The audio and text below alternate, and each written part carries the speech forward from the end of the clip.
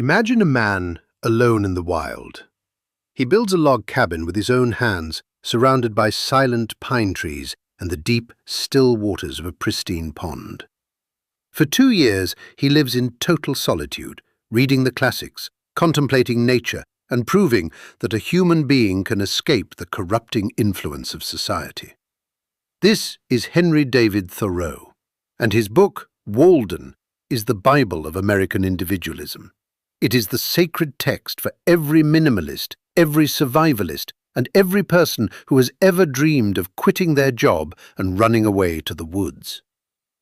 But what if I told you that this entire story is a carefully crafted lie? What if I told you that Thoreau's wild cabin was just a 30-minute walk from his family home?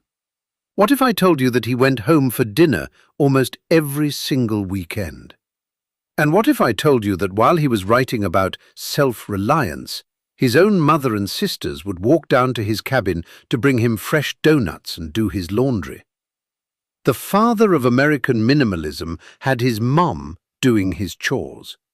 Today, on Deconstructing Minds, we are not just analyzing a philosopher, we are debunking a national myth.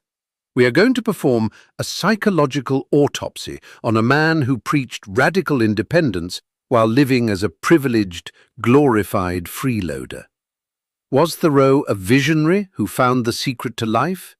Or was he a man-child who couldn't handle the real world, so he built a fantasy camp in his backyard? Let's deconstruct the great American lie.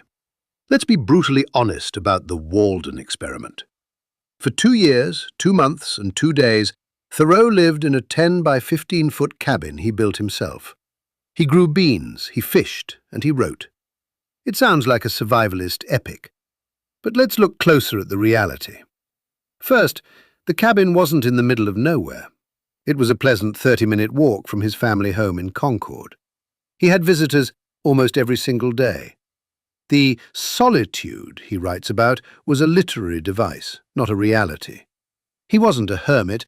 He was just a guy with a man cave in the woods. Second, his minimalism was highly selective. While he claimed to live on beans and water, his own journals, and the accounts of his neighbors, show a different story. He regularly walked into town for meals at his parents' house. His mother and sisters would bring him home-baked pies, donuts, and fresh laundry. Psychologically, Thoreau was not practicing asceticism. He was practicing curated authenticity. He was the world's first minimalist influencer. He was performing a version of reality that was much harsher and more romantic than his actual, comfortable life. He was selling a fantasy. He famously wrote, "Simplicity, simplicity, simplicity. I say, let your affairs be as 2 or 3, and not 100 or 1,000. This is great advice from a man who had no mortgage, no wife, no children, and no real job. He didn't simplify his life. He simply outsourced its complexities to the women in his family. On Deconstructing Minds, we see this as a classic case of privilege blindness. Thoreau's philosophy of self-reliance was only possible because he had a robust safety net of family and wealthy friends. He wasn't a hero for living simply. He was just a Harvard graduate who found a clever way to avoid getting a job. The most famous story from Thoreau's Walden years isn't about nature, it's about rebellion. One day, while walking into town, he was arrested for refusing to pay his poll tax. He spent a single night in jail. This experience led him to write his most influential essay, Civil Disobedience, which would later inspire Mahatma Gandhi and Martin Luther King Jr. The myth is that Thoreau was a political prisoner, a lonely martyr standing up against the pro-slavery government. But the reality is, once again, much more pathetic and much more revealing. First, he wasn't protesting alone. He was part of a town-wide tax revolt. But Thoreau was the only one arrogant enough to get himself arrested for it. Second, he didn't even want to go to jail. He was furious when the tax collector locked him up. And third, and most importantly, he didn't even get himself out. He was in jail for 1 night. The very next morning, his Aunt Maria, without his knowledge, marched down to the jailhouse and paid his tax for him. When the jailer told Thoreau he was free to go, he refused. He wanted to stay and be a martyr. The jailer literally had to throw him out. Psychologically, Thoreau was a master of symbolic posturing. He didn't want the real sacrifice of long-term imprisonment, he wanted the story. He wanted the image of the lone genius defying the state. His one night in jail was the greatest branding opportunity of his life. His famous essay wasn't written from a place of deep political suffering. It was written by an angry man who was bailed out by his aunt. This doesn't invalidate his ideas about civil disobedience, but it does expose the man behind the myth. A man who was far better at writing about sacrifice than he was at actually making it. To understand the Walden experiment, we have to understand the man who wasn't a rugged frontiersman, but a classic case of failure to launch. Henry David Thoreau was born in Concord, Massachusetts, into a life of relative comfort.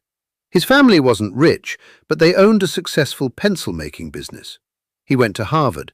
He was brilliant, but he was also arrogant, difficult, and profoundly lazy when it came to anything he didn't want to do. After graduating, he refused to pursue a normal career. He refused to get married. He refused to pay his taxes, which led to his famous one night in jail. He lived in his parents' house until he was nearly 30. His escape to Walden Pond wasn't a brave leap into the unknown, it was an arrangement. The land he built his cabin on didn't belong to him. It belonged to his famous, wealthy friend, Ralph Waldo Emerson. Thoreau wasn't a pioneer, he was a house-sitter. Psychologically, Thoreau suffered from a severe superiority complex mixed with extreme avoidant personality traits. He didn't want to join society because he believed he was too good for it. He wrote that the lives of his neighbors were lives of quiet desperation. In his mind, their jobs, their families, and their responsibilities were pathetic. His experiment wasn't about testing human limits, it was an act of privileged escapism. It was the 19th century equivalent of a rich kid moving into his parents' basement to work on his podcast. He wanted the feeling of being a radical genius without the actual risk of starvation or failure. He didn't escape society, he just outsourced its responsibilities to his mother and his wealthy friends. Henry David Thoreau did not die alone in his cabin in the woods. He died at the age of 44 in his childhood bedroom in his parents' house. The cause was tuberculosis, the same disease that haunted Albert Camus. As he lay dying, his Aunt Louisa asked him if he had made his peace with God. Thoreau, even on the brink of death, couldn't resist a final act of intellectual arrogance. He looked at her and replied calmly, "I did not know we had ever quarreled." His last whispered words were equally revealing. He reportedly said, "Moose, Indian." Psychologically, these final moments show us a man who, until the very end, lived more in his mind than in the real world. His famous last words were not about the people he loved. They were about the symbols of the wild, untamed nature he had written about but never truly experienced. He dreamed of being a wild moose or a Native American, but he died a Harvard-educated man in a comfortable bed, surrounded by the very family he claimed to have escaped.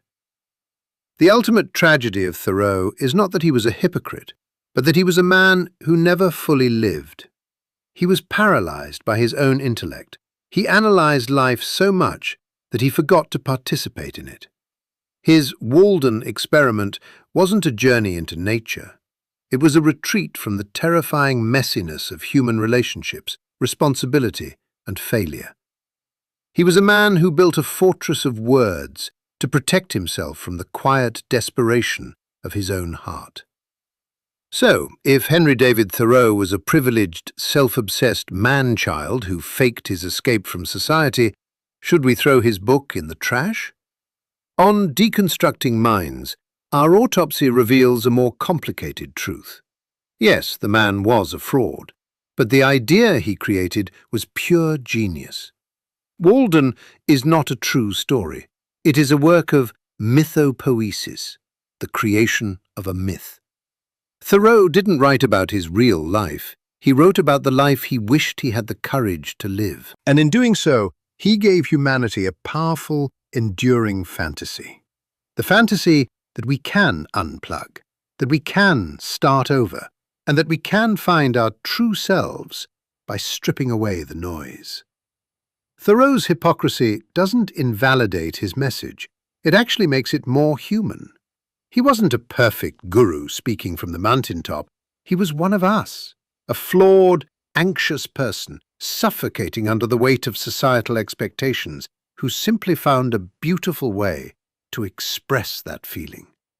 He reminds us that sometimes a beautiful lie can be more useful than an ugly truth. We don't read Walden to learn how to build a cabin. We read it to remember that we have a choice. Even if that choice is just a dream we entertain while sitting in our office cubicles, it is a dream that keeps us sane. Thoreau didn't give us a map to the woods. He gave us a map out of our own quiet desperation. And for that, we can forgive him for the donuts.